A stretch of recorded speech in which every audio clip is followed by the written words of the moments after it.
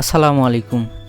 আজকে হঠাৎ করেই ছেলেপেলের মাথায় আসলো তারা নাকি মাছকে দৌড়ানি দিতে যাবে, তাই কোনো কিছু না ভেবে আমরাও তাদের সাথে যোগ দিলাম। আজকে সূর্য মামাও আছে রেগে, এসে দেখি কেউ বের হয়েছে কেউ বের হয়নি। তাদের জন্য কিছুক্ষণ অপেক্ষার পর আমরা হাঁটতে শুরু করলাম। দলের সবাই অনেক এক্সাইটেড হবে না, কারণ সবাই তো একদম যুবক। বাড়ি থেকে নদীর দূরত্ব ছিল প্রায় 1.5 কিলোর মতো।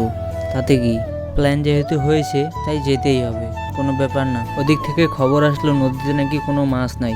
আমাদের কথা শুনে সব পালাইছে। আমরা মাঝে মাঝেই যাই নদীতে।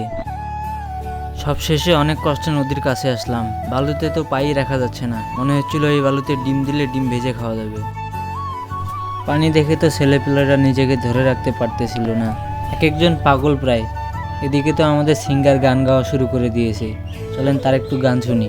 ভুলতে তোমায় পারি না, তোমার ভালো বাসা পাইলে এত নষ্ট হইতাম না।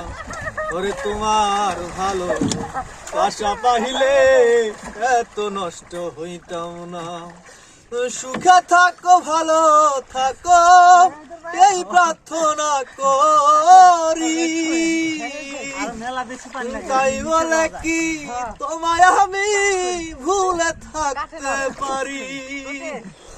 সুখে থাকো ভালো থাকো এই প্রার্থনা। আচ্ছা বাদ দেন, তার গান পরে আরো শুনবো।